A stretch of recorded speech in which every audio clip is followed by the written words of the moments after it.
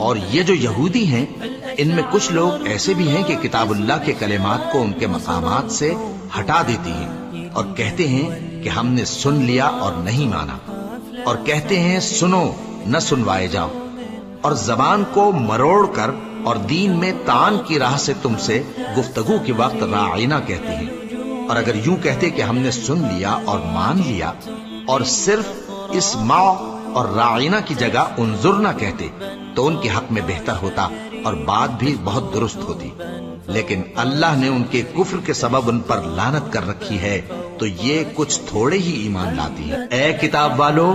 قبل اس کے کہ ہم کچھ چہروں کو مٹا دیں اور پھر ان کی پیٹھ کی طرف پھیر دیں یا ان پر اس طرح لعنت کریں جس طرح ہفتے والوں پر لعنت کی تھی،